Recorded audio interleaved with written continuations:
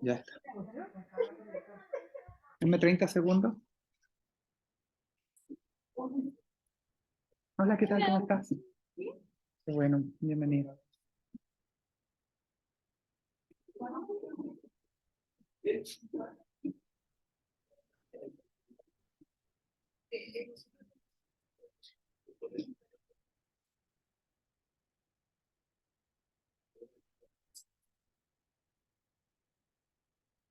Ya está. Bueno, hoy comenzamos entonces con nuestra tercera unidad del programa.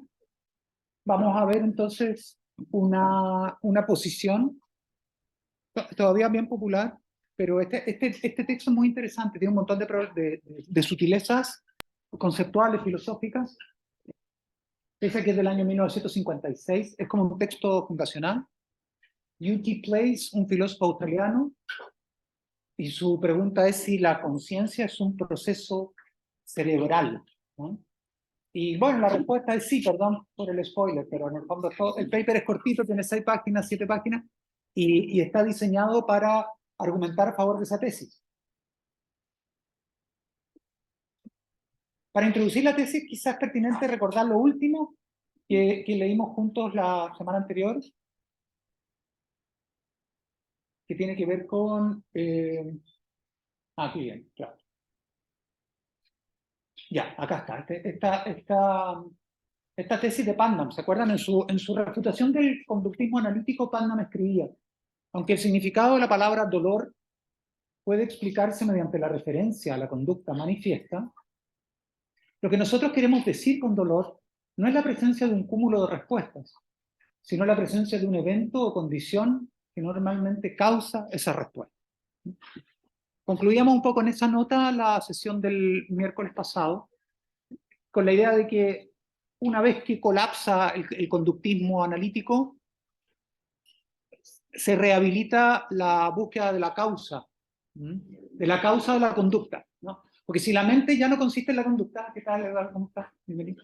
Si la mente y la conducta son cosas distintas, es decir, si la conducta observable finalmente tiene un plano subyacente, bueno, quiere decir que finalmente hay una diferencia entre la conducta y la mente, ¿no? Y podemos entender los estados mentales y los episodios mentales como causa de la conducta observable, y no como idénticos a la conducta observable. De manera que la refutación del conductismo es también la rehabilitación de las causas mentales. ¿Ok? Y claro, si uno quiere escoger, ya que el artículo de Putnam busca destruir la identidad entre la mente y la conducta y diferenciar, por lo tanto, la mente de la conducta, rehabilitando la causalidad de la mente respecto de la conducta. O sea, la mente no es la conducta inteligente, sino que son las formas, los estados, los episodios mentales subyacentes que causan la conducta.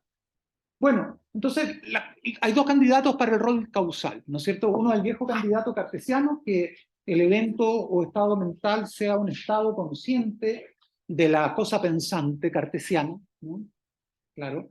Un evento que acontece en el fantasma, ¿se acuerdan? Y eso es lo que Ryle quisiera evitar, ¿no? Que tenemos un fantasma en el que ocurren ciertos acontecimientos, y tales acontecimientos causan la conducta corporal observable, ¿no? Bueno, ese camino ya fue explorado y condujo a varios callejones sin salida. Entonces, lo que se propone ahora, una vez que se rehabilita la noción de causa, es que el evento o condición causal que está, como quien dice, en la raíz de la conducta, ese evento o condición causal que está en la raíz de la conducta, es un evento o condición del cerebro y del sistema nervioso central. Entonces, la mente es la causa cerebral de la conducta, digamos, ¿no? Hay un complejo de estados cerebrales que producen conducta observable. De manera que no es casualidad que este paper que vamos a leer hoy día también parta por una crítica del conductismo analítico, ¿no? de esta identidad definicional entre determinados enunciados y su expresión conductual. Un último recuerdo de contexto, ¿no? Este parrafito de John Searle de esas lectures, de esas lecciones en filosofía de la mente que hay ahí en YouTube.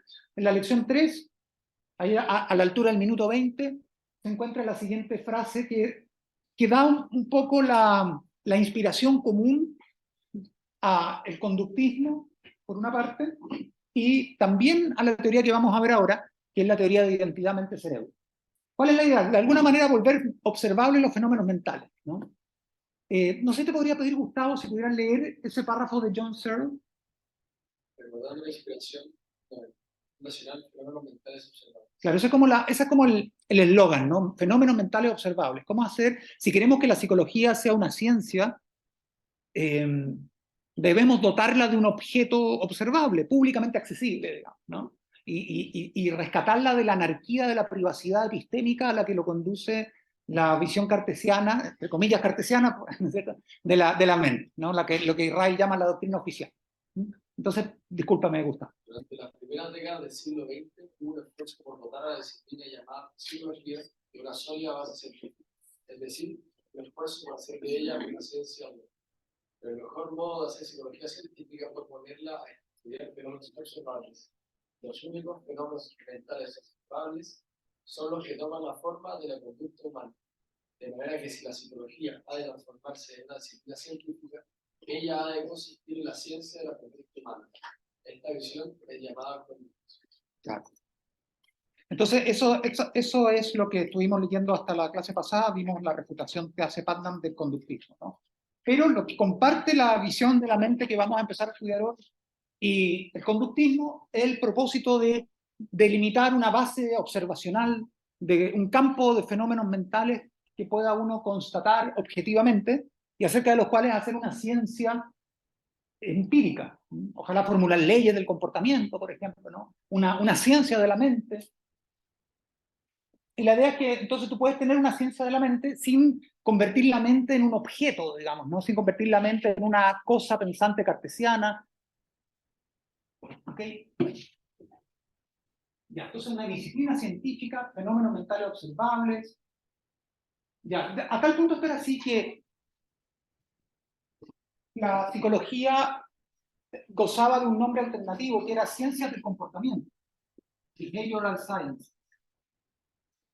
Las ciencias de la conducta, así se le llamó a la psicología, esto era sinónimo de psicología en los años 40, 50, 60 y 70 del siglo XX, ¿no? Y poco a poco las facultades fueron cambiando de nombre y ya nadie habla de behavioral sciences, ¿no?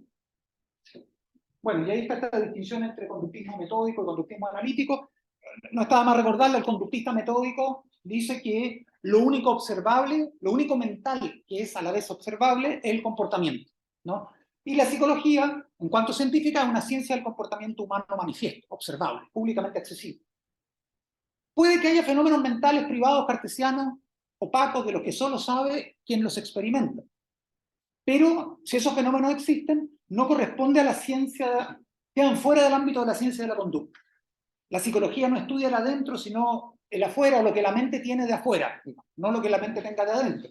Eso es conductismo metódico, pero ustedes saben que el conductismo analítico es mucho más fuerte porque es una filosofía reductiva que apunta a,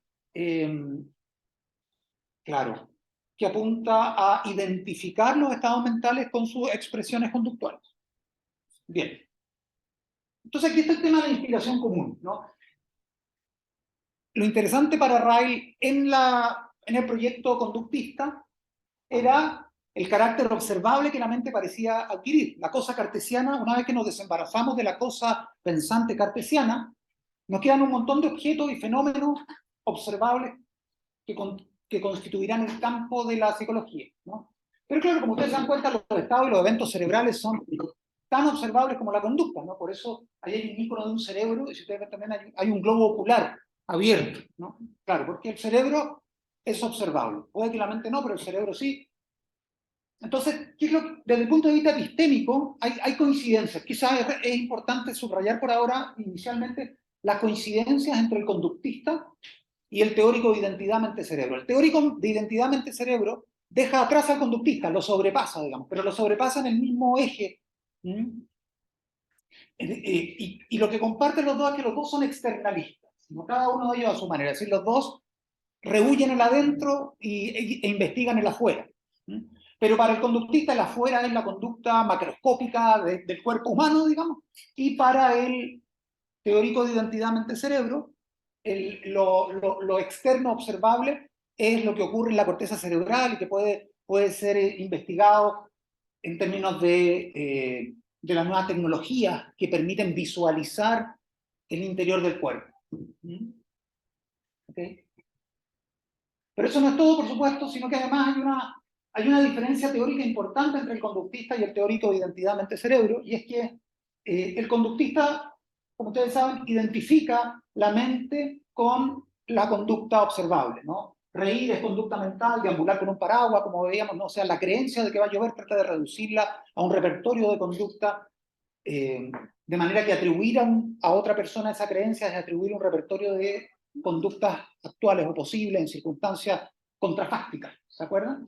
Pero el teórico de identidad, como no identifica la mente con la conducta, rehabilita entonces la noción de una causa. Piensa que esa causa es cerebral. Porque a toda conducta mental, como aquella que el conductista identifica, subyace una causa cerebral, que no es idéntica a la conducta, sino que la provoca. Ninguna causa es idéntica a su efecto, ¿no es cierto? La noción de causa sui es muy complicada y es probablemente contradictoria. Así que, si algo es causa, en fin, no coincide con su efecto. Entonces la mente no coincide con la conducta. Entonces, ¿qué ocurre acá? Que cuando un individuo experimenta, bueno, estamos acercándonos entonces a esta nueva propuesta que es la teoría de identidad mente-cerebro, ¿no? Cuando un individuo cualquiera experimenta dolor, es decir, cuando ocurre en el mundo un episodio mental de algo ocurre en su corteza cerebral y en el sistema nervioso central asociado. Por ejemplo, el ejemplo fetiche de la tradición analítica es que se dispara la fibra C, ¿no? Que es como una especie de, no sé si ustedes conocen esto es muy útil, ¿eh? Esto es un placeholder, es como una variable, ¿no? Entonces, la fibra C, no es que la fibra C sea una descripción neurofisiológica adecuada de lo que ocurre en el cerebro y sistema nervioso central asociado cuando experimentamos dolor, sino que es un trocito apenas de lo que ocurre, ¿no es cierto? Pero hace las veces cumple el lugar de toda la biología, toda la biología encefálica y del sistema nervioso que ocurre cuando experimentamos una sensación de dolor. Y la tesis, por supuesto, es fácil de formular. La tesis es que cualquier estado mental que uno pueda imaginar es idéntico a algún estado del cerebro. Y las primeras versiones de esta teoría, que son las que vamos a ver hoy, tienden a identificar tipos de estado mental con tipos de estado cerebral, ¿no? Tipos de estado mental con tipos de estado cerebral. ¿Por qué? Porque, bueno, hay distintos tipos de estados mentales que significan tipos de estado mental. Por ejemplo, el dolor es un tipo de estado mental, la creencia es otro tipo de estado mental, la angustia es otro tipo de estado mental, la alegría, el placer, la esperanza, la imaginación, ¿no es cierto? La memoria. En fin, hay distintos tipos de fenómeno mental, y para cada uno de esos tipos de fenómeno mental hay un tipo de estado mental, perdón, de estado cerebral asociado. Hay una configuración neuronal que es, podríamos decir, el correlato o el espejo de lo que vivenciamos internamente como dolor, esperanza, temor, ilusión, fantasía. Ahora, cuando la parte más interesante del enunciado de que los estados y eventos mentales son estados y eventos cerebrales es la cópula verbal, ¿no? Ustedes saben que la cópula, bueno, esto desde Aristóteles, ¿no es cierto? Que ser se dice de muchas maneras, ¿no? La palabra ser, el tipo de conexiones que hay entre sujeto y predicado, cuando uno dice que ese es, ¿no? El tipo de conexión es muy distinto, ¿no? Porque esto puede proporcionar conexiones muy diferentes.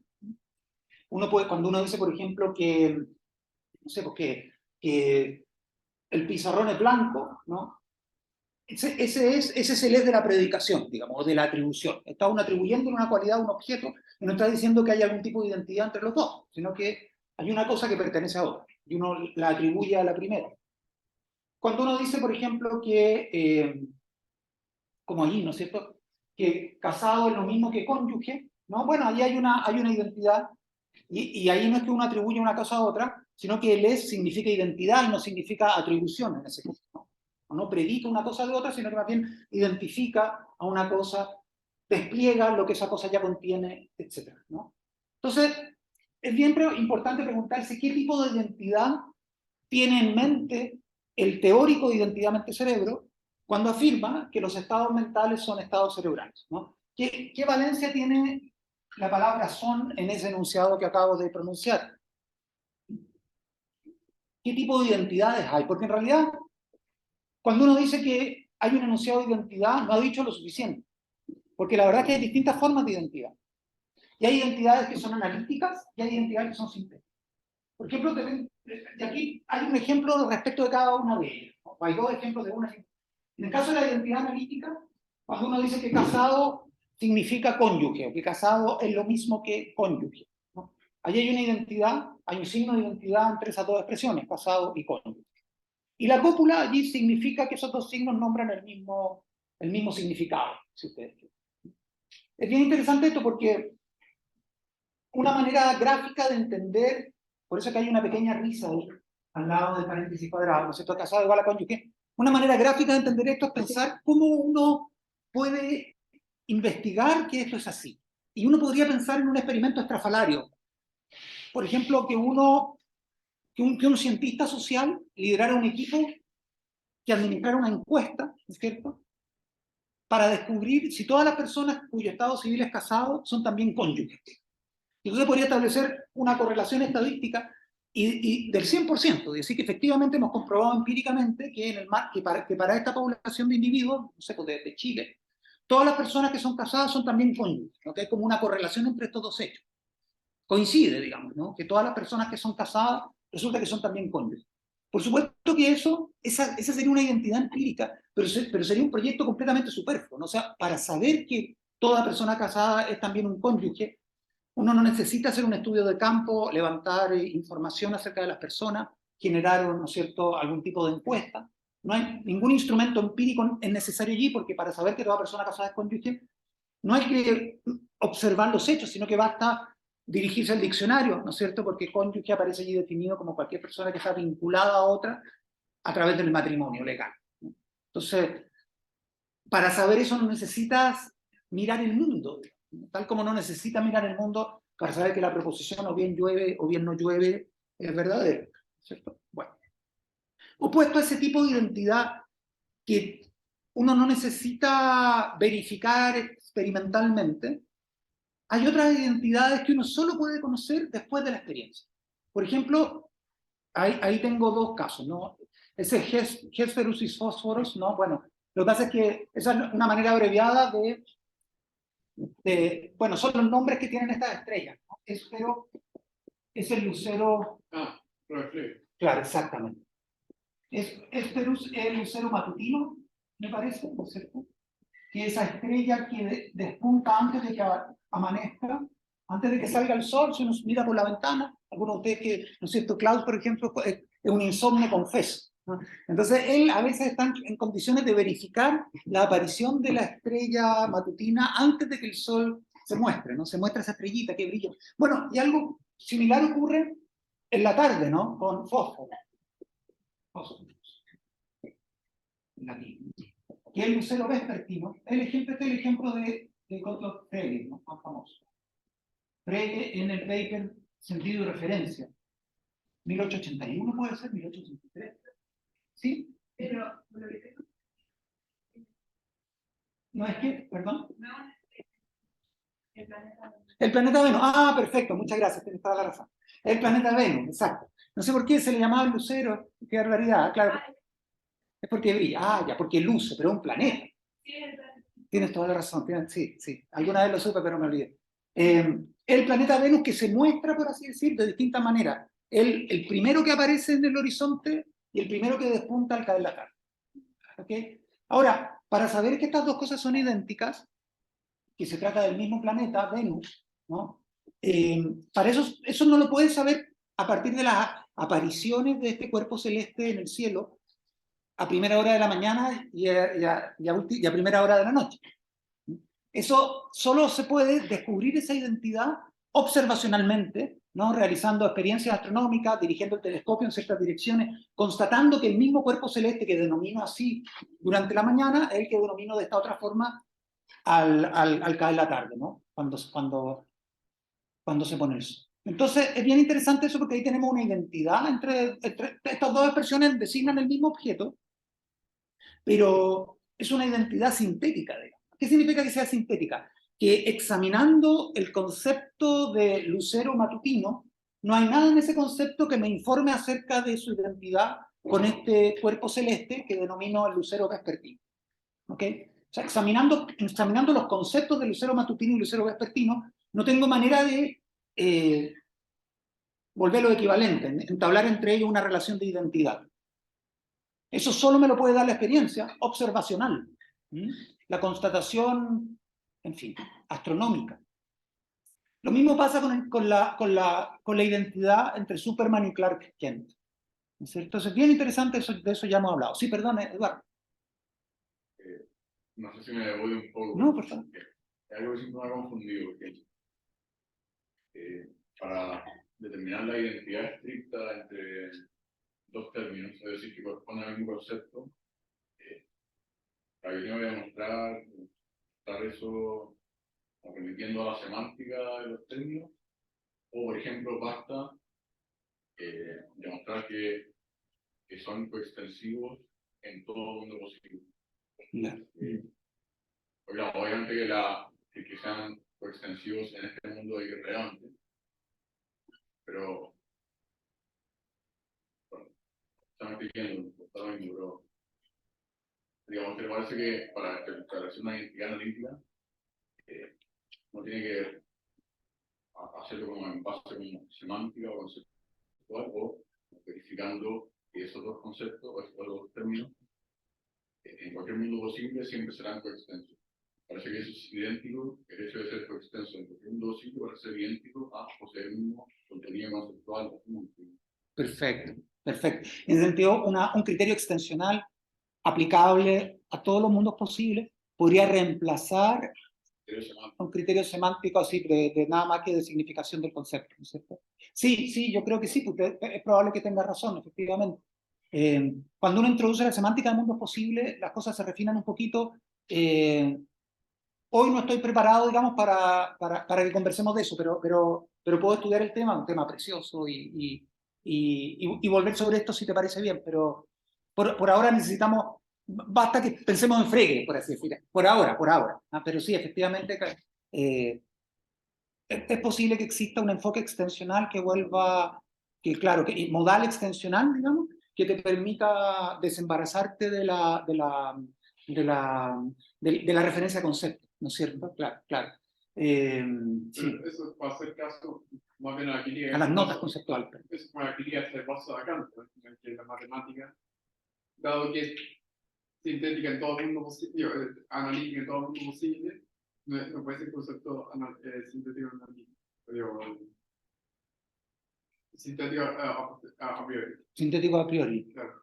Ah, claro, Russell efectivamente le critica a Kant que las matemáticas son, a su juicio, los juicios matemáticos son analíticos. Claro. Son analíticos, dado que son verdaderos en todo el mundo. Él no usa así, pero dado que siempre son verdaderos, usando más bien la terminología nueva, que en todo el mundo posible, se sigue lo mismo. Sí, se sigue la analiticidad de eso. Claro. Ya. No, perfecto, muy bonito, pero prometo volver sobre estos temas, si les parece. No tengo estudiado, no me quiero arriesgar diciendo brutalidades, digamos, sobre Kripke hacia a capela. Pero gracias por eso, me parece. No tiene que no son conceptos, son individuos. Sí, es verdad que eso hace una diferencia importante, claro, efectivamente. Claro, sí, claro, porque lucero matutino y lucero vespertino son como expresiones nominales, pero tienen contenido conceptual.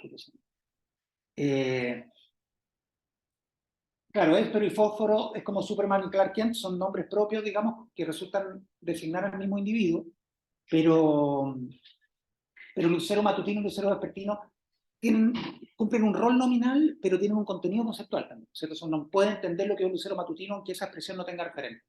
Efectivamente, puede que sea importante también la distinción ahí. No es importante para nuestros propósitos ahora, digamos, pero sí, efectivamente hay una... La necesidad o la no necesidad de recurrir a la experiencia. ¿La necesidad o la no necesidad de recurrir a qué, perdón? A la experiencia. Claro. Claro, efectivamente, sí, perdón, tienes toda la razón, Jorge. O sea, en la explicación tradicional de esta cuestión, las verdades analíticas, para detectar una identidad analítica, no requiere recurrir a la experiencia porque estás tratando con conceptos, ¿no es cierto? En el caso de las identidades de expresiones nominales, como esas dos o esas cuatro, esos dos pares de expresiones nominales, ¿no? Ahí sí tú requieres experiencia porque no hay nada en el concepto que te informe de su identidad con algún otro, digamos, ¿no? O no hay nada en la expresión nominal que te informe que ella se aplica también a otro objeto o al mismo objeto. Claro, efectivamente. O sea, como yo les decía la clase pasada, analítico, a priori y analítico, a priori y necesario, eso, van siempre juntas en una columna, y sintético, a posteriori y contingente van juntos en la otra columna. Eso en la tabla tradicional de estas cuestiones, pero las cosas se complican gradualmente. Se complican gradualmente y puede que alcancemos algunas de esas complicaciones juntos, ahora, digamos, ¿no? en las clases que vienen. Pero por ahora, lo que a mí me interesa nomás es mostrarles el contraste entre cosas para cuya identidad no hace falta verificación empírica y expresiones para cuya identidad es necesario la mediación de la experiencia, digamos. Nadie podría saber, por ejemplo, que la expresión Superman nombra exactamente al mismo individuo que la expresión Clark Kent, ¿no? De hecho, la identidad entre Superman y Clark Kent es altamente sorprendente para el que la descubre, ¿no es cierto? Porque, claro, o sea, es completamente inesperado. Hay descripciones conceptuales asociadas a cada uno de estos nombres, ¿no? La descripción conceptual asociada a la palabra Superman, todos la conocemos, es la de una entidad que nace en el planeta Krypton, claro, que tiene características sobrehumanas.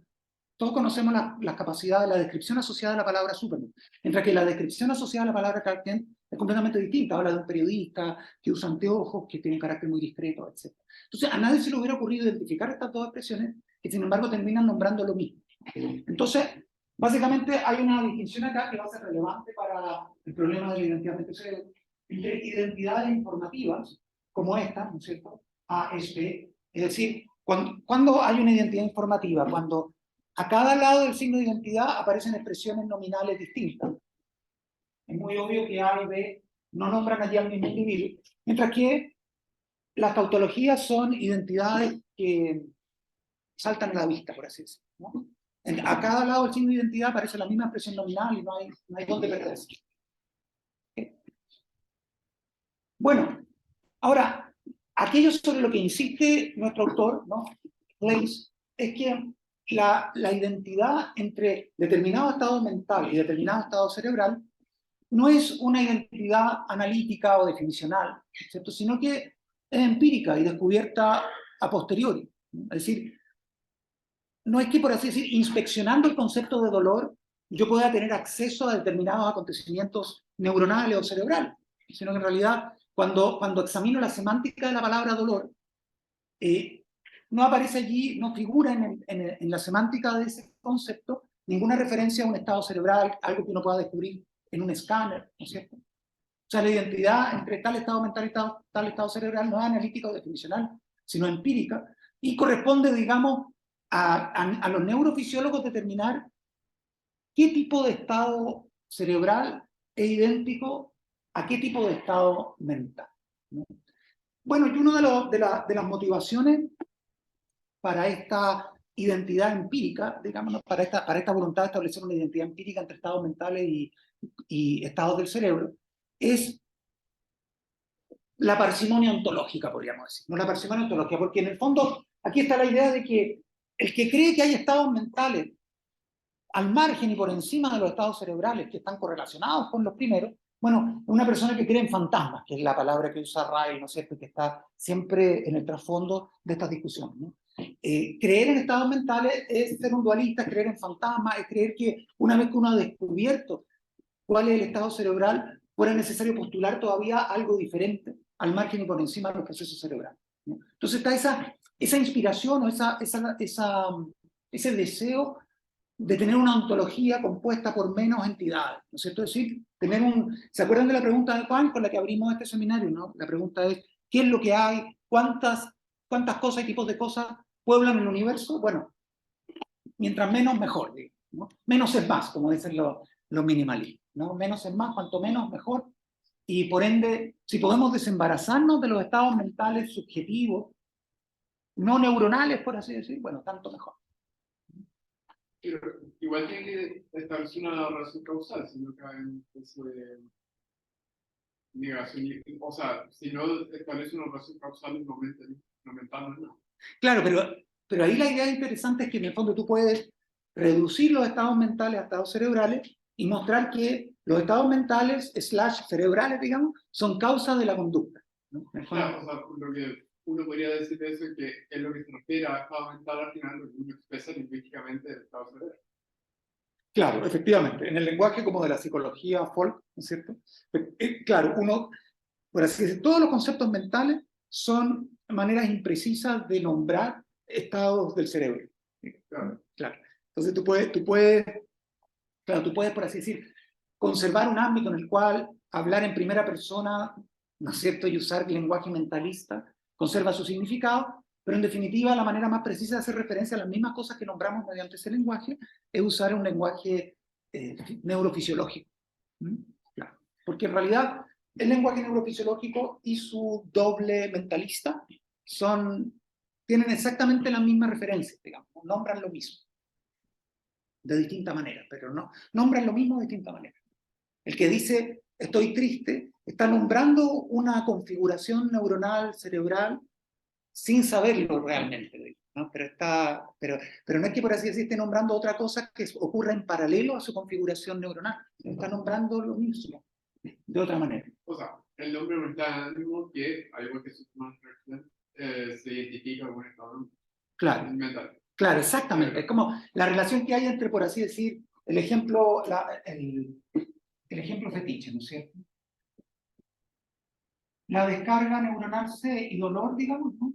La relación que hay entre estas dos expresiones es la misma que hay entre Superman y Clark Kent. Eso es, ¿no? Y además el ejemplo este es muy bueno porque Superman y Clark Kent, por así decir, terminan coincidiendo referencialmente desde el punto de vista de la cosa nombrada, aunque desde el punto de vista de los significados, de los sentidos de esas expresiones parecen nombrar cosas completamente distintas, ¿no? O sea, nadie hubiera esperado, por eso es una novedad y no una tautología, decir que Superman es Clark Kent, ¿no es cierto? Es una novedad enorme, no tautológica, porque efectivamente, si uno recorre las notas conceptuales de la descripción asociada a la palabra Superman, ¿no es cierto? Y después recorre las notas conceptuales asociadas a la descripción, que está asociada a su vez al término Clark Kent, parece que está nombrando cosas completamente distintas. Entonces, la convergencia de esas dos descripciones en un mismo ítem es lo que es epistémicamente sorprendente. Pero eso te muestra que es posible que acá ocurra una coincidencia referencial similar, ¿no? Que lo que uno parece estar nombrando con la palabra dolor parece ser un estado mental interno, y lo que están nombrando al hablar de una descarga de la fibra C es un estado neuronal externo, cerebral, ¿no es cierto? Pero que terminen por nombrar lo mismo, finalmente. O sea, yo tengo la impresión que cuando leo a Soros, que cuando él dice, no es que en realidad nombre un estado cerebral, sino que efectivamente, porque claro, el punto es mi experiencia del dolor, me relaciono y nombro el dolor, y dicho de otra manera, o experimentado desde otro punto de vista, es la estimulación de la fibra C. La estimulación de la fibra C, eso. Pero claro, el punto es mi relación con el dolor puede ser mi relación con tal evento, efectivamente. Tal evento puede ser o de dolor o de la fibra C. Igual que relacionarse con Clark Kent o con Superman, si bien es relacionarse con lo mismo, es distinto. Te estás relacionando con la misma persona, pero tú crees que te estás relacionando con dos personas distintas. La experiencia es distinta. O sea, mi experiencia relacional es distinta. Tu experiencia relacional es distinta, correcto. O sea, la experiencia relacional que tiene Louis Lane, digamos, cuando ningunea, porque eso es lo que ocurre en el Daily Planet, digamos. O sea, cuando ningunea a su colega Clark Kent, no es la experiencia relacional que tiene cuando vuela en brazos de Superman. Y curiosamente tiene la experiencia del mismo individuo. Está experimentando el mismo, por así decir, claro, extensionalmente es la misma cosa. Pero los sentidos son muy distintos, ¿no? Para decirlo fregueramente. Pues claro, especialmente en su concepto del lenguaje. Las vivencias son súper distintas. Claro, es que basado en la evidencia que se expresa en el lenguaje, ¿vale? Esa distinción no es que sea el dolor que en verdad hace esto, sino que el dolor es algo real. Por eso la mente es algo real. Claro, para ser un realista respecto a la mente. Sí, es muy importante eso. Lo que pasa es que este proyecto, claro, o sea, Searle no es un fisicalista, No, no es un teórico de identidad mente cerebro, ¿no es cierto? Por eso es que para él la mente tiene un lugar en la economía general del mundo. Y por así decir, si uno le hace hacer la pregunta de Quine, ¿qué es lo que hay? Él va a incluir en el inventario ontológico mentes y estados mentales. o sea, mi relación con Claro, claro. es una ontología por relación. Porque Ya. lo que existe es el cerebro, pero la mente existe en cuanto me relaciono al dolor. Hago referencia al dolor de cierta manera. Ya, perfecto. Bueno, vinculado con esto que estamos conversando, es importante tener presente para distinguir entre dos formas de teoría de la identidad mente-cerebro. Va a ser importante que tengamos presente esta distinción, que es una distinción muy simple, y que es muy común en la literatura. La distinción entre tipo y caso, ¿no? Entre type y token, ¿no? Y en general, la visión que vamos a ver hoy día identifica, como decía yo hace un ratito, tipos de estados mentales con tipos de estados cerebrales. Una forma de identidad tipo-tipo, identidad de tipo. Es decir, a cada tipo de estado mental corresponde un tipo de estado cerebral determinado, ¿no? Y esta distinción entre tipo y token va a ser relevante después cuando hablemos de otras formas de identidad mente-cerebro, ¿no? La primera que vamos a ver es la identidad de tipo. A cada tipo de estado mental, por ejemplo, no sé, la ilusión, corresponde un tipo, una específica configuración neuronal en el cerebro del sistema nervioso central. ¿Ok? Entonces hay una identidad de tipo. Pero ¿cuál es la...? Bueno, por ejemplo, cuando uno escribe la palabra, no sé, casa. Yo puedo escribir esto 4 veces. Claro, entonces uno puede preguntarse, ¿qué he escrito allí? ¿Si una palabra o 4 palabras? ¿Cierto? No sé qué dirían ustedes. No sé, Felipe, ¿te parece que escribí 4 palabras o una sola? 4 palabras, ¿cierto? ¿Qué dirías tú, Víctor? Una sola, claro. Claro. Bueno, y de alguna manera los dos tienen razón, ¿no? Esto es una coreografía que preparamos antes de la clase. Por eso salió tan cinético. Claro, entonces, efectivamente, digamos, acá hay un solo tipo de palabra, digamos, ¿no? Hay un tipo de palabra, pero hay 4 casos, ¿no? Para tomar la distinción que estoy introduciendo acá y que va a ser útil más adelante. Ahora no tiene tanta relevancia inmediata, pero en el fondo esto es un type, un solo type y 4 tokens, para decirlo con el lenguaje que se usa normalmente, ¿no?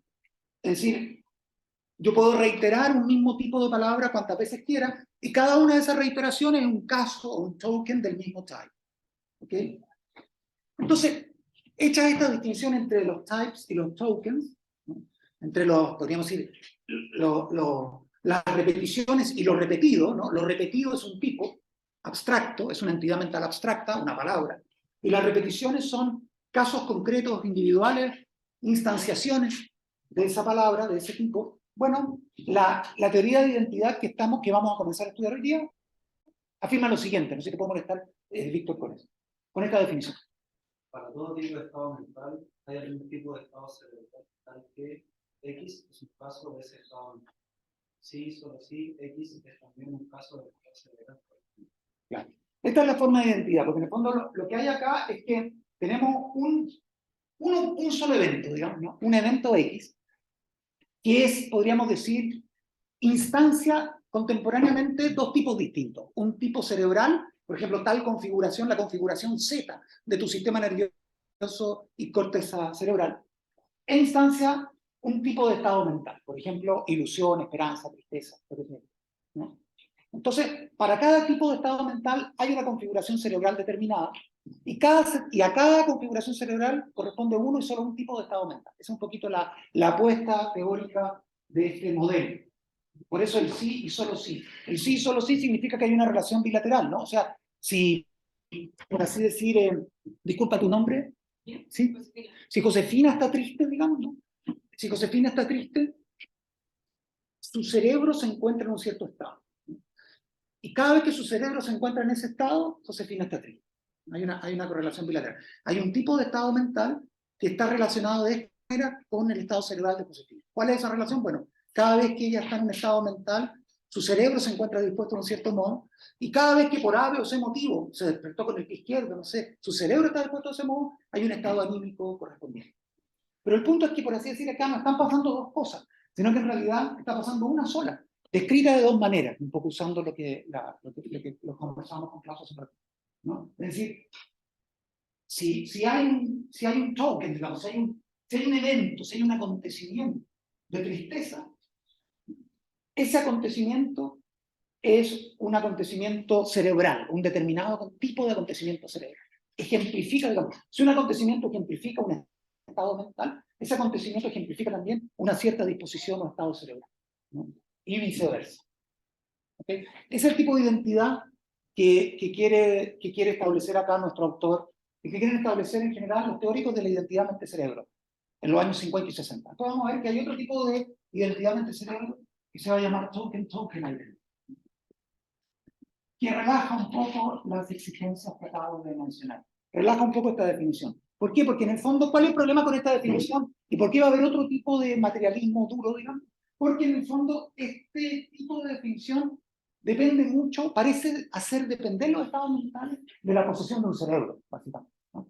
Entonces, en esta forma de definir, en esta manera de vincular lo cerebral y lo mental, parece que un organismo desprovisto de nuestro sistema nervioso está, por definición, desprovisto también de nuestros estados mentales. Ah, claro, producto del punto costilla. Claro, exacto, a una sola forma de implementación de los estados mentales que sería estar dotado a un tipo de estado biológico que sería la neurofisiología y cerebro que corresponde a organismos como nosotros. Entonces pasaría que si hay organismos que tienen una neurofisiología muy distinta de la nuestra, ya no le podríamos atribuir estado mental. Entonces ese es el problema de tener una teoría de identidad tipo-tipo, digamos, ¿no? Pues tú tienes un tipo de estado mental, parece que estás amarrado a tener un tipo de configuración neurofisiológica, de tal manera que si no tuviera esa configuración neurofisiológica no puedes encontrarte en ese estado mental. Pero resulta que, bueno, el ejemplo que normalmente se usa, que usan los funcionalistas sobre todo, es que hay configuraciones neurofisiológicas muy distintas de la nuestra. Parece que los pulpos tienen un trazado, digamos, neurofisiológico muy diferente del nuestro, pero no estamos dispuestos a suponer que criaturas con una neurofisiología muy distinta de la nuestra desconozcan el dolor, ¿no? Entonces, a esto se le llama a veces, esta es una expresión que usa Searle también en estas clases, muy simpático, ¿no? Neural chauvinism, ¿no? Chauvinismo neuronal. Ustedes saben que chauvinismo viene de un señor francés que se llama Chauvin, que era un patriota espantoso, ¿no es cierto? Entonces, el chauvinismo es como la mentalidad de pertenecer a un clan y excluir todos los demás, digamos, ¿no? Entonces, chauvinismo neuronal sería como suponer que los estados mentales le pertenecen a la especie humana nada más, porque cualquier cosa que no tenga nuestra configuración neurofisiológica no podría encontrarse en los estados mentales en los que nos encontramos nosotros, o en estados mentales relevantemente similares a los estados mentales que experimentamos todos los días, ¿no? Entonces, por ejemplo, no sé, un lagarto no podría sentir placer cuando se extiende al sol, ¿no? Sino que su configuración neurofisiológica le impediría encontrarse en ese estado mental. Entonces, ese es el problema con esta definición tan dura, ¿no? Que todo tipo de estado mental es a la vez un tipo de estado cerebral. Tú puedes tener, la token identity es más, relaja un poco esa condición, porque significa que cualquier organismo, incluso cualquier entidad material, puede ser un computador, ¿no? Cualquier entidad material que se encuentre en un cierto estado mental, ha de encontrarse ese estado mental realizado en algún tipo de infraestructura material, digamos, ¿no? Pero el tipo de infraestructura material requerida para estar en ese estado mental no es un sistema nervioso como el nuestro, ni la neurofisiología humana. Tú puedes ser un animal no humano o incluso un mecanismo y encontrarte en un estado mental. Bueno, quedan 3 minutitos, entonces alcanzamos a formular la tesis de U.T. Place en este paper del año 1956. ¿Es acaso la conciencia un proceso cerebral? Bueno, la tesis que él defiende naturalmente es que la conciencia es un proceso en el cerebro. Y él todavía escribe 5 o 6 años después de Gilbert Ryle, de manera que él acepta que hay estados mentales que pueden ser definidos en términos conductuales. Por ejemplo, él piensa que él distingue entre 3 tipos de estados mentales. Dice que hay estados mentales de carácter cognitivo, estados mentales de carácter volitivo, y estados mentales que él no nombra, pero que podríamos llamar conscientes, que tienen que ver con cómo se siente, con con la cara interna cartesiana, digamos, de nuestra experiencia. ¿Okay? Con el dolor, con ese tipo de estados que no son ni cognitivos ni directamente volitivos, ¿no? Y él dice que en el fondo la explicación conductual de una creencia, digamos, para explicar un estado cognitivo de Gustavo, yo puedo detectar un racimo de conducta, identificar ese estado interno de Gustavo con un repertorio de conducta que normalmente me sirven de criterio para atribuirle a Gustavo ese estado mental. Y lo mismo para estados intencionales con C, digamos, actos de voluntad. Pero para los fenómenos conscientes, él cree que hay un residuo interno que no se puede agotar conductualmente.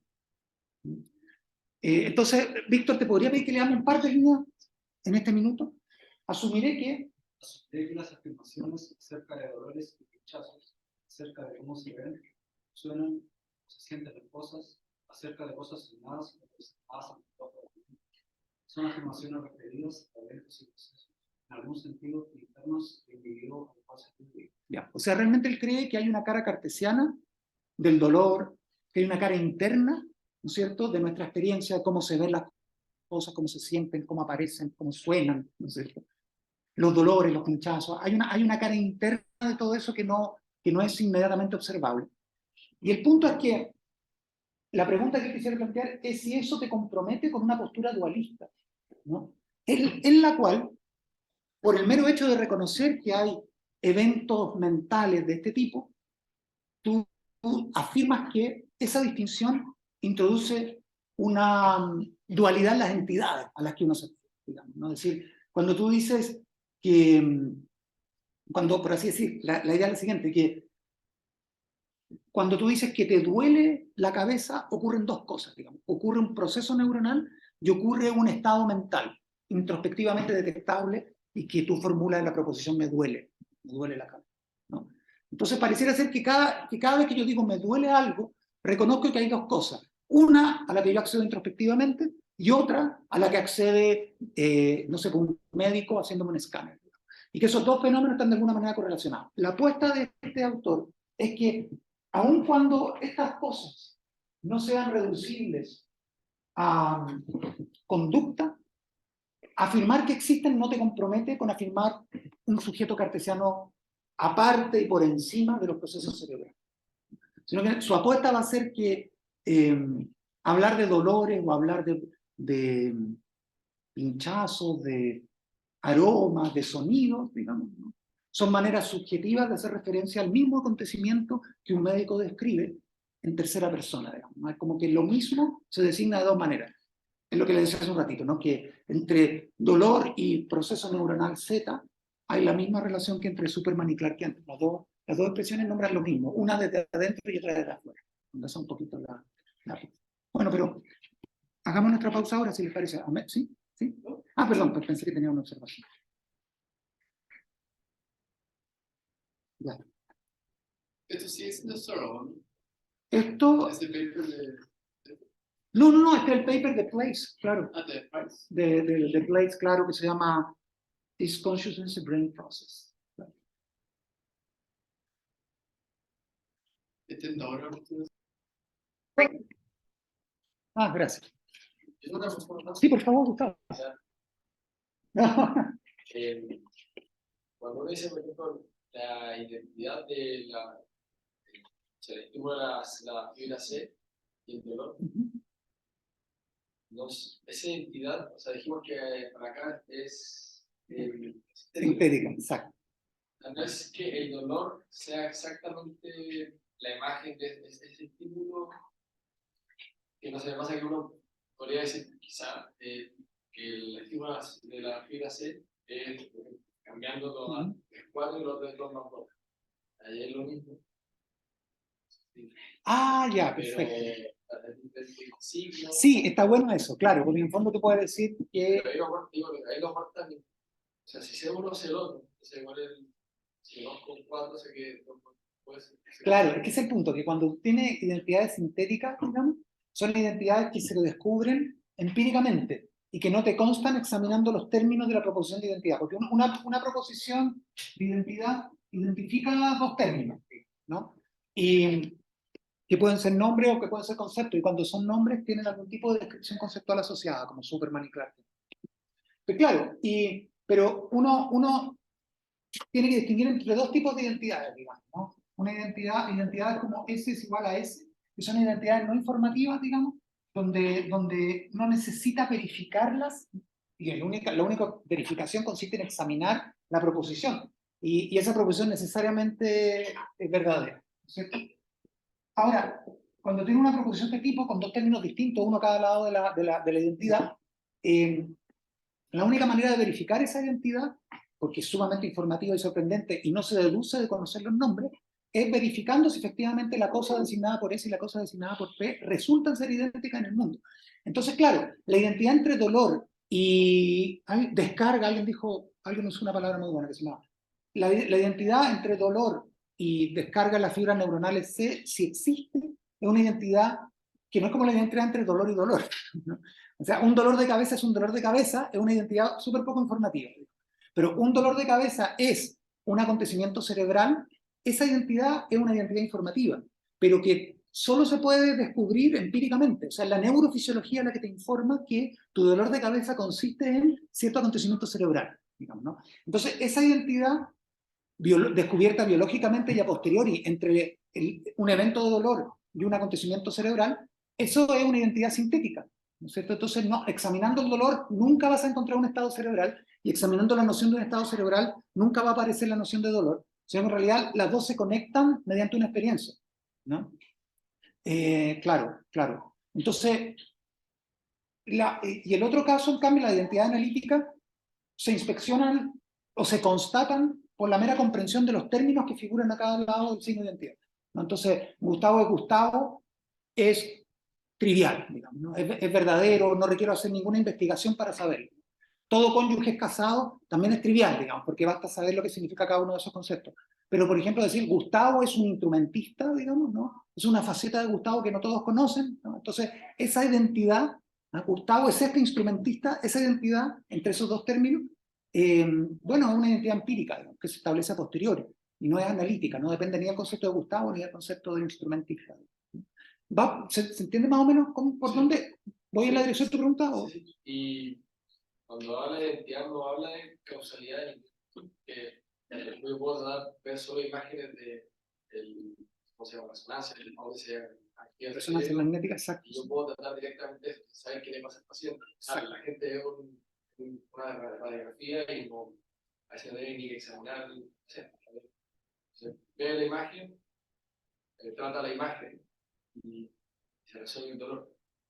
No sé si Claro, hay como una prioridad, tal vez quizá, un elemento sobre el otro. sí, efectivamente, yo creo que el fisicalista tiende a decir, digamos, el teórico de identidad mente-cerebro, tiende a decir que si una de las dos descripciones tiene prioridad, es la descripción científica dura, digamos, ¿no? Y vamos a ver algunos casos, por ejemplo, agua es H2O. Claro, en el mundo de todos los días, quien no usa la palabra agua no necesita conocer la identidad entre ese concepto y el concepto de H2O, digamos, ¿no? Pero desde el punto de vista científico, digamos, ¿no? Desde el punto de vista epistémico, estás más cerca de la esencia del agua cuando la describes como H2O que cuando la describes como agua, digamos, ¿no? Es decir, nosotros sabemos más acerca del agua de lo que sabía Homero, ¿no? Que menciona la palabra agua por todos lados, ¿no? Y algo así podría el fisicalista decir respecto del dolor, ¿no es cierto? Lo conoce con más precisión quien lo nombra en jerga neurofisiológica que quien lo nombra en lenguaje de psicología folk, digamos, ¿no? A través de expresiones mentalistas, de lenguaje mentalista, ¿no? Okay. Bueno, en todo caso, todas preguntas son súper pertinentes y me parece que lo que va a decir Place nos va a permitir entender bien esas cuestiones que está planteando. ¿Qué tipo de identidad está en juego acá? ¿Qué tan sintética es la identidad? ¿Cómo se descubre esa identidad? Etcétera, ¿no? Entonces, no sé si te podría pedir, Víctor, que leyera desde la pregunta. La pregunta que yo quisiera plantear es si acaso a su texto estamos inevitablemente confundidos con las sensaciones de imágenes mentales forman una categoría aparte de procesos por encima y al margen de los procesos físicos y fisiológicos de los cuales se sabe que son importantes. Al de aceptar procesos internos no implica dualismo y que la tesis, la conciencia subjetivo cerebral, no puede ser descartada en base a razones puramente. Bien. aquí tenemos esta frase, aceptar procesos internos. En el fondo, el dualista intenta traducir el lenguaje mental, el lenguaje cerebral, porque tiene terror que la admisión de procesos internos descriptibles en primera persona conduzcan a un dualismo, ¿no? Es decir, a una mera correlación entre episodios mentales y episodios cerebrales. Al teórico de identidad no le interesa establecer una correlación que ya está establecida, digamos, una correlación entre ciertos eventos cerebrales y ciertos eventos mentales. Solo le interesa afirmar algo mucho más fuerte, que la conciencia consiste en esos procesos cerebrales, digamos. Ahora, la conciencia en proceso cerebral es un enunciado de identidad, ¿no es cierto? Es como decir, no sé, pues Superman es Clark Kent, o como decir, todos los casados son cónyuges, digamos. Es un enunciado de identidad. Pero el punto de la autora acá, de Place, es que esa tesis no puede ser descartada en base a razones puramente lógicas. Bueno, ¿y por qué no puede ser descartada en base a razones puramente lógicas? Bueno, porque no todos los enunciados de identidad tienen la forma A es igual a A, o tienen la forma Gustavo es igual a Gustavo, o un soltero es cónyuge, digamos, ¿no?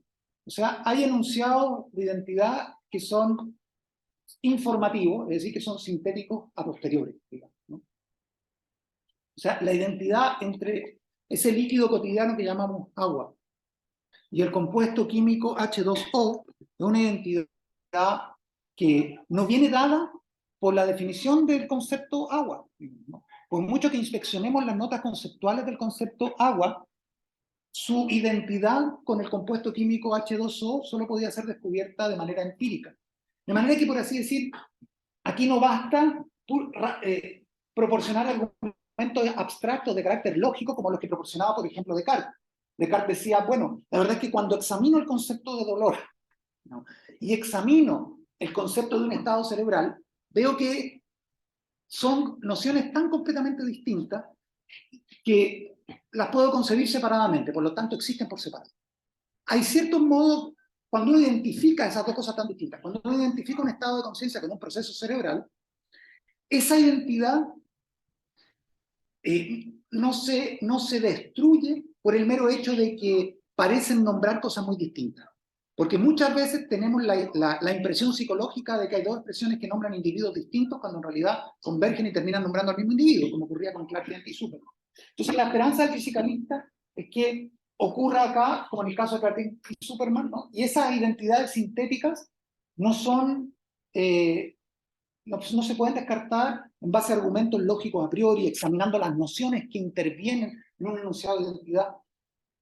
Porque hay enunciados de identidad que, ¿no es cierto?, que pueden desmentirse lógicamente, pero esos enunciados de identidad que se invalidan lógicamente son enunciados que han sido establecidos a priori de manera analítica.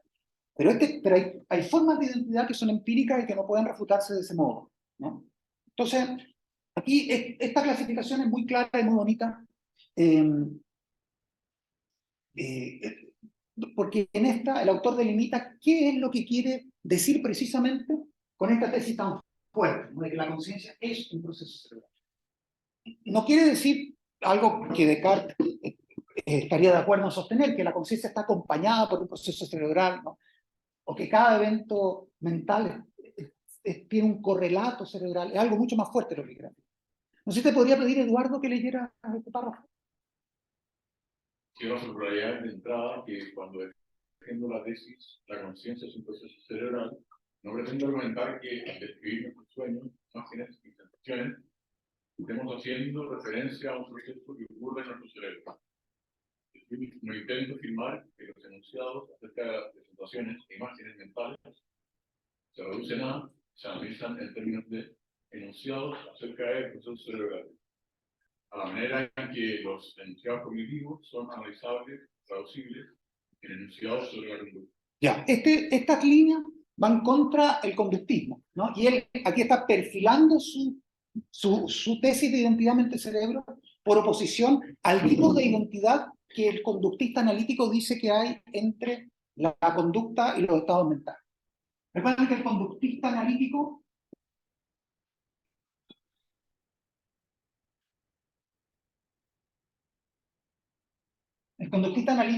sostiene que hay vinculaciones que no son puramente empíricas, sino que son lógicas entre los estados mentales y su expresión conductual. Es decir, que para entender el concepto que en el concepto de tristeza está incluida las manifestaciones conductuales que la acompañan o que la vuelven observable, digamos, ¿no? Y que entender la tristeza es entender un conjunto de síntomas corporales que normalmente te dicen, sirven de criterio para atribuir, ¿no?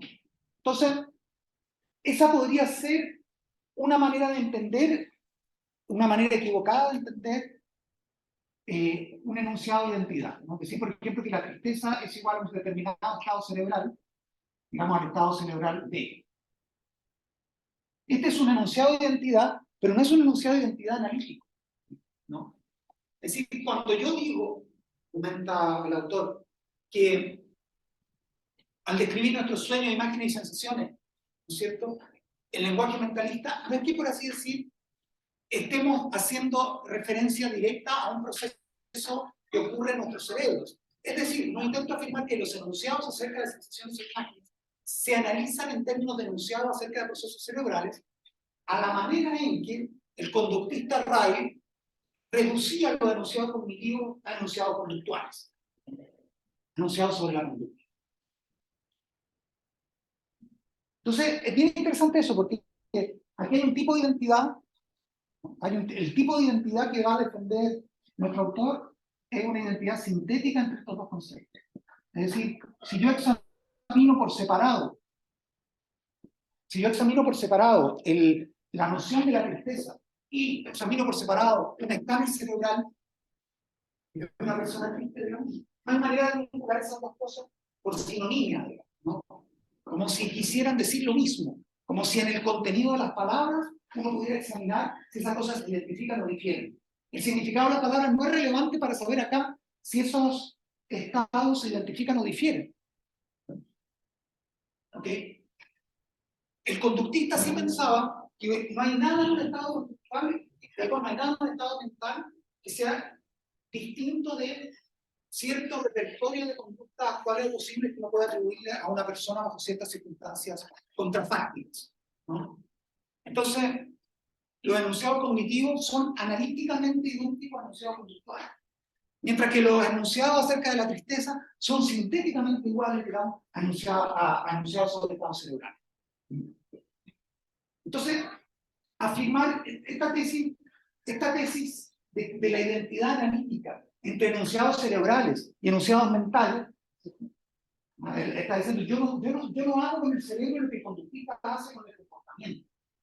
Yo no digo que los enunciados cerebrales, pero que los enunciados mentales son analíticamente idénticos a enunciados cerebrales. A diferencia del conductista que decía que los enunciados mentales son analíticamente idénticos a enunciados conductuales, ¿no? Entonces, por eso dice, afirmar que los enunciados sobre la conciencia son afirmaciones acerca de procesos cerebrales, eso es falso. Y es falso por tres razones. No sé si la podría leer, claro. La primera. Porque uno puede escribir sus sensaciones imaginarias mentales sin saber nada acerca de sus procesos cerebrales e ignorando incluso que tales cosas existan. Claro, quien reporta un dolor, ¿no es cierto? Reportar un dolor en primera persona, me duele la cabeza, no es lo mismo que decir, en mi cerebro ocurre la configuración neuronal B, digamos. No es lo mismo porque si fuera lo mismo, cualquier persona que se declarara triste tendría acceso inmediato a su vida, a su vida cerebral. Pero uno puede tener un acceso a su vida mental completamente separado del acceso a su vida cerebral. Los poetas bizantinos, no sé, los poetas helénicos, los poetas trágicos griegos, reportaban estados mentales todo el tiempo e ignoraban el correlato cerebral de esos estados mentales. Entonces uno puede describir toda su imaginería mental sin saber nada acerca de los procesos cerebrales que ocurren, ignorando incluso que hay algo así como el cerebro. Por ejemplo, Aristóteles creía que el cerebro era un órgano de refrigeración del cuerpo, digamos, ¿no? Y que la sede de los procesos mentales estaba más bien en el corazón, ¿no? En el primer capítulo del de Ánima, cuando habla de la ira como la sangre que hierve en el tórax en torno al corazón, ¿no? O sea, tenía una psicología, tenía una biología, digamos, que asociaba los estados mentales con una fisiología no cerebral, digamos.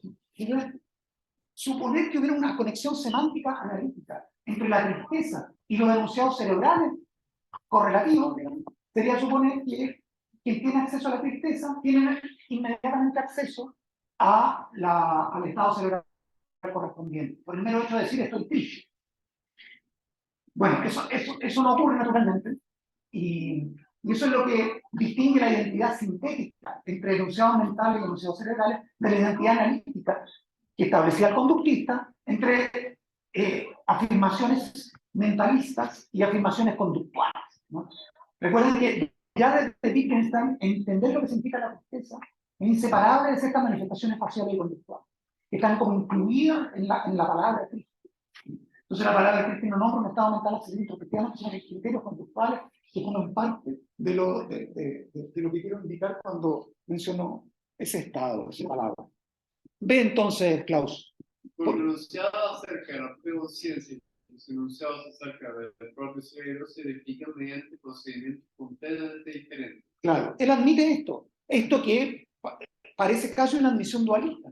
Cuando tú verificas un enunciado mental, ¿qué es lo que hace? Atiende dentro tuyo para ver en qué estado te encuentras. Y cuando verificas un enunciado cerebral, no atiende dentro tuyo para saber cómo te encuentras, ¿no? Sino más bien le pregunta al facultativo, mira un escáner.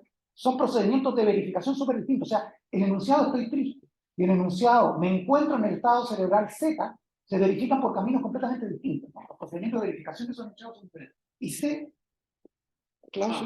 Porque no hay nada autocontradictorio en la motivación X tiene un dolor sin que ocurra nada en su cerebro. Claro, imagínense, o sea, si hubiera algo contradictorio en este enunciado, ¿cierto?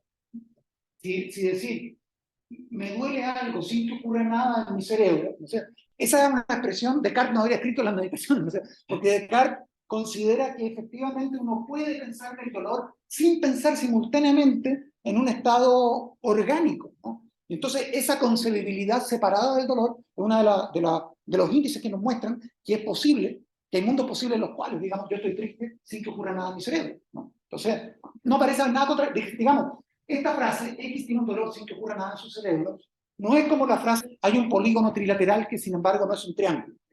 No hay nada manifiestamente contradictorio en reportar una vivencia de dolor como separada de un estado cerebral. Entonces son tres cosas que parecen mostrar que quien habla acerca de sus estados mentales no está mencionando directamente estados cerebrales, ¿no? Porque uno puede describir su imaginería mental sin saber que nada acerca del cerebro, porque los métodos de verificación del enunciado estoy triste y me encuentro en tal estado son distintos, y porque no hay nada contradictorio en la afirmación aquella de que X tiene un dolor sin que ocurra nada en su cerebro. Y aquí veamos algunas ilustraciones de cada una de estas tesis, ¿no?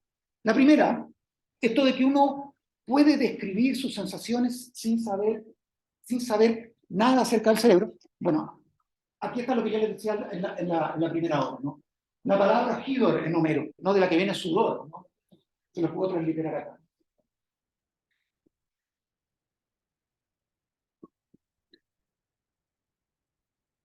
Hidor, ¿no? Que significa sudor, bueno, agua y sudor también. La palabra agua a Miguel de Cervantes. Ok, entonces, quien hace uso de la palabra agua antes del siglo XIX-XX, normalmente ignora la identidad de aquello a lo que se refiere con el compuesto químico H2O. Claro, alguien que fuera, por ejemplo, hay filósofos modernos que hay una cosa muy rara, y esto efectivamente ocurre. Hay un paper de un autor moderno que yo no conozco, pero he escuchado decir a Chomsky, que afirma que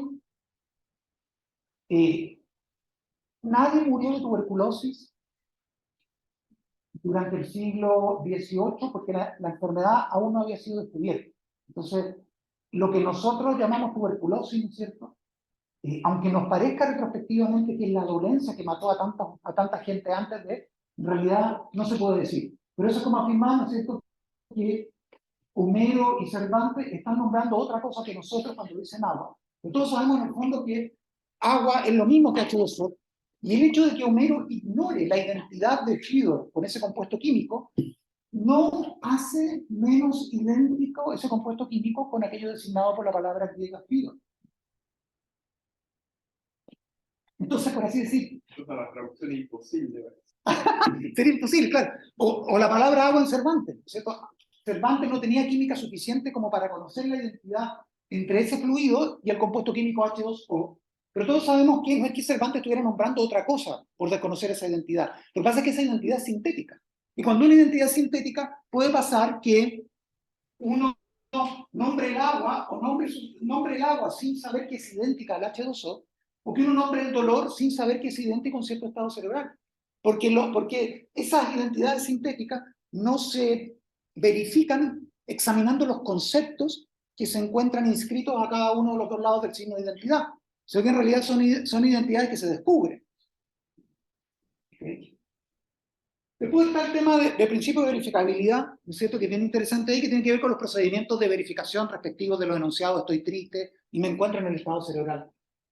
Y después, es bien interesante esto, lo tercero que decía acá nuestro autor, que no hay nada autocontradictorio en decir, tengo un dolor pero no ocurre nada en mi cerebro. A nosotros nos parece francamente llamativa una frase así, pero no hay nada contradictorio en decir, siento dolor, pero no ocurre nada en mi cerebro. Bueno, pasa lo siguiente, que la expresión del dolor y la expresión neuronal, hay actividad intensa en la fibra C. Bueno, esas expresiones pueden ser tan coextensivas, digamos, como la expresión polígono trilateral y triángulo. Pero la identidad o la coextensividad de esas expresiones no se descubre examinando un diccionario, examinando los conceptos, sino que se descubre de manera sintética, es una identidad contingente, es una identidad a posteriori. Yo dudo harto que sea contingente, pero eso involucraría introducir a Kripke y todavía no lo vamos a hacer, porque lo hagamos al final del semestre. Pero ustedes saben lo que es una identidad analítica, ¿no? De acuerdo con Kant, una proposición es analítica cuando su predicado ya está contenido en el sujeto, ¿no? El predicado no aporta nada que no esté previamente contenido en el sujeto. Entonces, cuando tú dices, por ejemplo... Rojo es color. ¿Cómo? Rojo es color. Claro, rojo es color, es una proposición analítica. Rojo es un color. Es una proposición analítica porque el predicado no aporta nada que no se encuentre ya contenido en la noción del sujeto. Pero si tú dices, el dolor es actividad en la fibra C, obviamente eso puede ser un enunciado de identidad, pero es una identidad que requiere neurología para ser descubierta, ¿no? Tal como la identidad entre el lucero matutino y el lucero vespertino requiere astronomía para ser descubierta. Entonces hay ciertas identidades que no son analíticas, que no dependen de los conceptos involucrados, y que no son, sobre todo a priori, ¿cierto?, que no se descubren con independencia de la experiencia, sino que requieren de la experiencia para ser descubiertas. Y quizá la identidad entre el dolor y la actividad neuronal puede ser de aquello, ¿no es cierto? Puede ser que, aunque la actividad neuronal no comparezca en el concepto de dolor, y el dolor no comparezca en el concepto de actividad neuronal en la fibra C, bueno, resulten ser idénticas en el mundo, ¿no? En este mundo nuestro resulta que cada vez que hay una de ellas ocurre la otra y viceversa. Bien, entonces te podría pedir, Víctor, este párrafo de nuestro autor. Lo que quiero afirmar, sin embargo, es que la frase la conciencia es un proceso que ocurre en el cerebro, aunque no necesariamente verdadera. Claro, obviamente no es necesariamente verdad. Pero disculpen, las identidades de este tipo, ¿no es cierto? Las identidades que son analíticas necesarias a priori, como polígono trilateral, es un triángulo, ¿no? Bueno, son proposiciones no solamente verdaderas, sino que son necesariamente verdaderas. Ok, entonces, la frase la conciencia es un proceso que ocurre en el cerebro, no es necesariamente verdadera, ¿no? Puede haber otros universos en los cuales a lo mejor la conciencia no ocurre en el cerebro. A lo mejor en criaturas sin cerebro hay conciencia, ¿no? Entonces esa proposición, aunque no necesariamente verdadera, No es necesariamente falsa. es modesta la tesis, claro. A mi modo de ver, la frase de la conciencia es un proceso cerebral no es ni autocontradictoria ni evidente.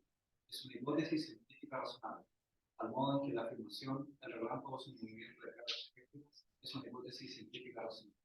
Es el tipo de identidad, ¿no? Aquí pasa un poco lo mismo que con el agua, ¿no? En los poemas homéricos, en la dramaturgia griega antigua, está llena de relámpagos por todas partes, ¿no? Zeus, creo que hay hasta alusiones a la divinidad que mencionan el rayo, ¿no es cierto? O sea, el relámpago estuvo presente, hay un relámpago fenomenológico, por así decir, que forma parte del mundo de la vida, y hay un correlato de esa misma realidad en la imagen científica, que la describe entonces como un movimiento de cargas eléctricas. Y ahí hay una identidad, pero esa es una identidad sintética, ¿no? Una identidad que ha sido descubierta por la meteorología, por la astronomía. No una identidad que esté dada de entrada en la mera significación de las palabras que componen ese enunciado de identidad, ¿no es cierto? Entonces, la analogía con el relámpago plantea esta cuestión. ¿Cómo sabemos cuándo un conjunto de observaciones científicas y un conjunto de observaciones cotidianas son observaciones de una y la misma cosa? ¿No es cierto? Claro, porque ahí lo que aceptamos a estas alturas del siglo XXI, ¿no? Es que un movimiento, ¿no es cierto? Un movimiento de descargas eléctricas, ¿no? que suceden en la atmósfera por la ionización de la atmósfera. Entonces, todo eso lo sabemos hoy, y sabemos que cuando hacemos referencia a ese fenómeno celeste en lenguaje científico, bueno, hacemos lo mismo, nos referimos a lo mismo que a lo que se refería Homero, digamos, con esa palabra precientífica, el relámpago. Entonces, eso es bien interesante, porque tenemos acá un poco el relámpago fenomenológico, que forma parte de la literatura, forma parte de nuestra vida, de nuestra experiencia del cielo, mucho antes de que hubiese meteorología o ciencia dura. Entonces, esto nos devuelve un poco a lo que veíamos muy al principio de este semestre, que es el contraste entre la imagen manifiesta y la imagen científica. El relámpago siempre estuvo presente en la imagen manifiesta del mundo, tal como ella consta en nuestra literatura, pero tiene una traducción en la imagen científica del mundo en términos de su definición, que es la que menciona acá como movimiento de cargas eléctricas. Y aquí entonces es bien interesante porque habla de una identidad entre cosas que se detectan mediante procedimientos observacionales ordinarios, como los de Homero, y otra cosa que se establece mediante procedimientos científicos especiales. Esas son identidades sintéticas, si ustedes quieren. Entonces, no sé, te podría pedir, Gustavo, que leyeras esa hasta la vez. Debemos examinar otros casos en los que se decreta que existe identidad entre algo cuya ocurrencia se identifica mediante los procesos observacionales ordinarios y algo cuya ocurrencia se establece mediante procedimientos científicos especiales. Ya, aquí estamos hablando de una identidad entre dos cosas que se descubren de manera súper diferente, ¿no? Es decir, uno mediante procedimientos observacionales y otro mediante procedimientos científicos. Sin embargo, es posible establecer una identidad entre estas dos cosas descubiertas por la misma también. Es decir, cuando hay identidad entre un evento cuya ocurrencia se establece de manera natural, mirando al cielo, digamos, el relámpago, y algo cuya ocurrencia se constata mediante procedimientos científicos especiales, digamos, ¿no? Meteorológicos, física, etc.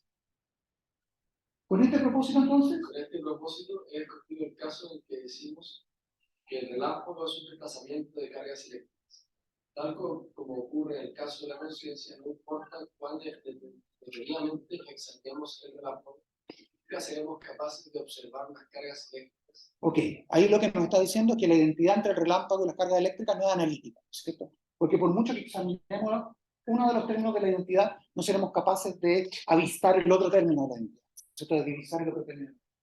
Y esa era la condición A que establecía antes, ¿no es cierto? Que uno puede hablar de una cosa sin tener acceso a aquella otra con la cual la primera es idéntica. Es una cuestión epistémica súper bonita, ¿no? Uno puede hablar de una cosa sin conocer otra distinta con la cual la primera es idéntica, ¿no? Tal como Cervantes ha hablado del agua todo el tiempo, sin estar consciente de la identidad de aquello de lo que hablaba, con un compuesto químico que, bueno, que se establecería siglos después. Pero eso es bien interesante, porque en el fondo, el hecho de que Cervantes no tuviese acceso a esa identidad no hace menos idéntica el agua a H2O. Con este propósito, entonces. Ya, perdón. Después, entonces eso es lo primero, ¿no? Por mucho que examinemos el relámpago, no veremos en él la carga eléctrica. Pero si hay identidad entre relámpago y carga eléctrica en la atmósfera, esa identidad no es analítico-conceptual, digamos, no es definicional. No es como el tipo de identidad analítica que establecía el conductista entre la mente y los movimientos corpóreos.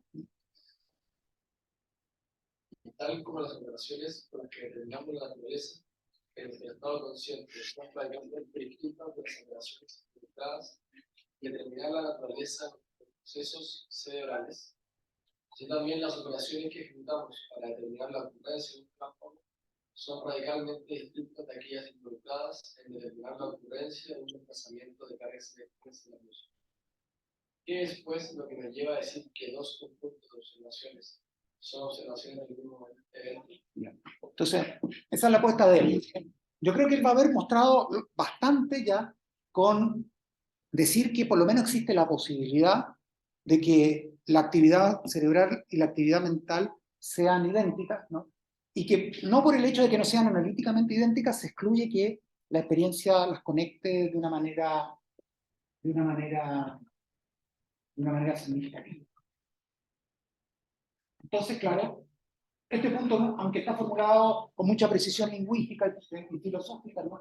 Esto de que las operaciones mediante las cuales determinamos la naturaleza del estado consciente. ¿Qué significa eso? La introspección, básicamente. ¿Cómo sabemos cómo nos sentimos? Bueno, haciendo introspección, ¿no? Atendiendo a la manera en que nos sentimos, al estado de ánimo en que nos encontramos. Esa es una operación cotidiana mediante la cual accedemos o determinamos la naturaleza de nuestro estado mental. Bueno, y esa operación introspectiva es súper distinta de las científicas y sofisticadas operaciones por las cuales constatamos o tenemos acceso al estado y naturaleza de nuestros procesos cerebrales, ¿cierto? Y de esa misma manera, entonces, no hace falta ser un meteorólogo para detectar la ocurrencia de un relámpago, pero sí hace falta hacerlo para detectar la ocurrencia de un desplazamiento de carga eléctrica en la atmósfera. Entonces, eso parecería indicar, ¿no es cierto?, como hay dos descripciones que son tan distintas, parecería indicar que las entidades involucradas son también sumamente distintas. Tal como la descripción de Clark Kent tan distinta de la de Superman, que eso parece indicar que las entidades descritas son también igualmente diferentes.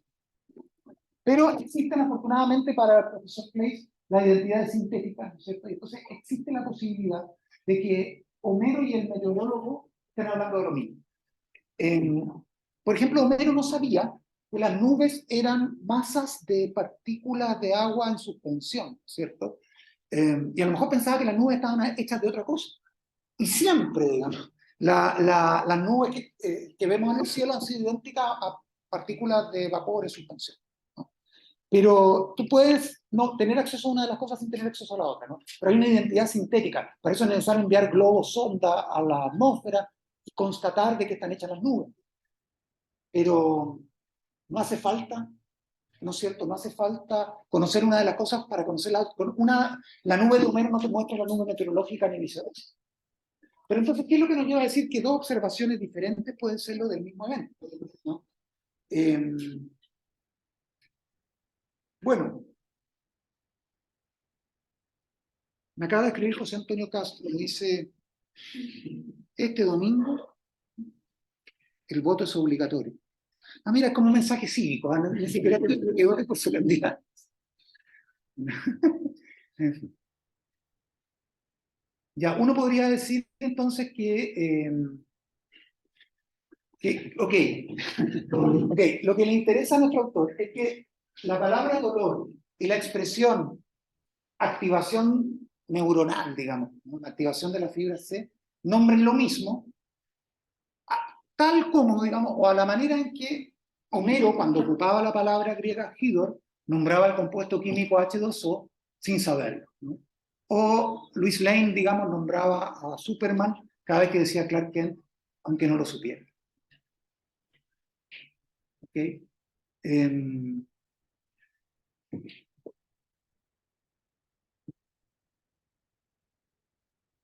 Entonces, volvamos a la pregunta, la pregunta final que hace aquí nuestro autor, ¿no? ¿Qué es lo que nos lleva a decir que dos conjuntos de observaciones son observaciones del mismo evento? Que tenemos, por así decir, maneras alternativas de hablar de lo mismo, y que la psicología folk y el lenguaje neuronal son descripciones alternativas del mismo acontecimiento, y no descripciones de acontecimientos alternativos.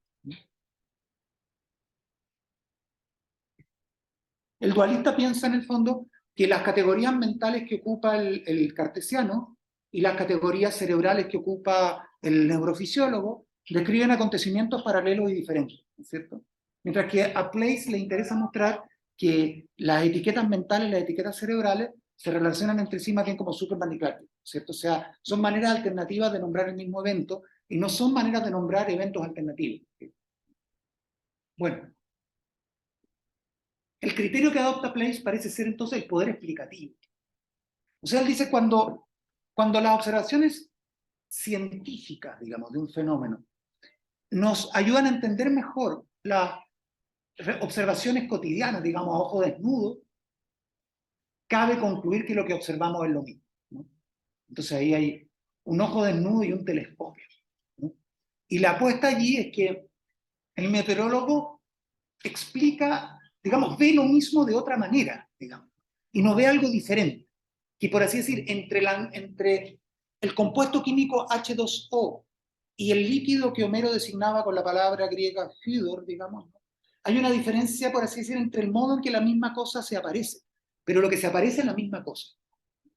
Y una de ellas tiene poder explicativo sobre la otra. Tú hablabas, creo, de las prioridades de las descripciones, Gustavo, ¿no? Y claro, el poder explicativo que tiene la ciencia sobre la observación no controlada, no científica, es que te ayuda a comprender mejor lo primero, ¿no?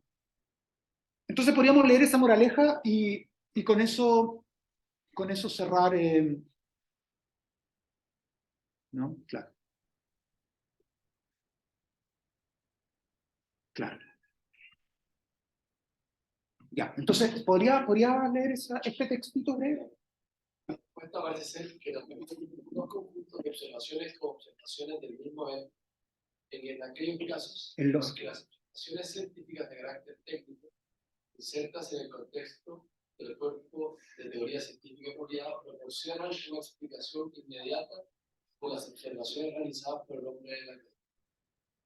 De este modo concluimos que el relámpago no es más que un desplazamiento de cargas eléctricas, porque sabemos que el movimiento de cargas eléctricas a través de la atmósfera, tal como el relámpago, da origen al tipo de estimulación visual que conduciría a un observador a reflejar el destello de un.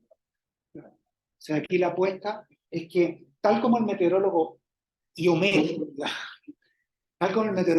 cuando habla de Zeus, están hablando exactamente de lo mismo, también nosotros y nuestro neurofisiólogo, ¿no?, hablan de lo mismo, pero con lenguaje diferente, ¿no? Entonces, el hecho de que, por así decir, el concepto de dolor parezca apuntar en una dirección completamente distinta que un concepto neurofisiológico como, no sé, el disparo de la fibra C, la verdad es que esa asimetría de sentidos no impide la convergencia en los significados, digamos. No te impide hablar de lo mismo, aunque hables con un lenguaje completamente diferente. Y manteniendo ambas realidades. Y manteniendo ambas realidades, eso sí, eso sí. O sea, exactamente, por eso es que comenzaba diciendo Price que él admitía una cara interna, digamos, de la cartesiana sin admitir una sustancia cartesiana. Ahí podríamos decir, hay espacio para una fenomenología cartesiana, pero no lo hay para una ontología dualista. Entonces, claro, podemos continuar hablando de dolores, de pinchazos, pero sabemos que hay una manera más precisa que captura lo mismo que capturamos subjetivamente cuando hablamos de dolores, pinchazos, de cómo se ve, de cómo se siente, ¿no? Y por así decir, la moraleja sería que si estamos dispuestos a aceptar que Homero, cuando habla de Zeus, el padre que fulmina con rayos, digamos, y el meteorólogo cuando habla de los rayos, en un lenguaje científico, están hablando de lo mismo, tenemos que aceptar también, digamos, que cuando yo reporto un dolor y un neurofisiólogo lo describe cerebralmente, no se está hablando de dos cosas distintas, sino de una y la misma. Claro. Entonces, en ese marco, digamos, ¿no?, tal como la explicación meteorológica de aquello en lo que consiste una nube explica las observaciones inocentes de Homero, digamos, ¿no?, la idea es que las observaciones introspectivas de nuestro propio estado mental son explicadas por observaciones neurofisiológicas, observaciones científicas. Y eso significa decir que la conciencia es un proceso cerebral. Un tipo de identidad sintética descubierta a posteriori entre procesos mentales detectados introspectivamente y procesos cerebrales observados en tercera persona con un escáner. Entonces, el hecho de que no haya Claro, el hecho de que A, B, C ocurran, digamos, ¿no? El hecho de que los mecanismos de verificación sean distintos, el hecho de que no haya identidad analítico-conceptual entre dolor y eventos cerebrales, no impide que esos acontecimientos sean idénticos.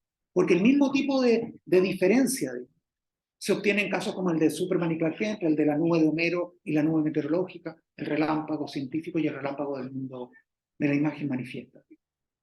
Bueno, esa es un poquito la tesis, ¿no? Eso. No sé si hay alguna observación, duda, pregunta. Vamos a ver algunas objeciones a esta teoría la próxima semana. Y con eso terminamos fisicalismo. Después ya uno se- O sea, hay, podríamos decir, una legitimidad fenomenológica de la primera persona, pero hay una prioridad desde el punto de vista de la tercera persona.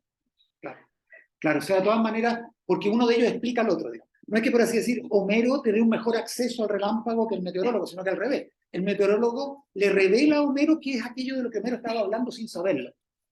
Esa es la idea, claro. O sea, cuando Homero hacía agua, estaba nombrando un compuesto químico cuya estructura no conocía. Y cuando tenemos acceso a eso mismo que nombraba Homero mediante la expresión H2O, estamos dando con algo explicativo de lo que decía Homero.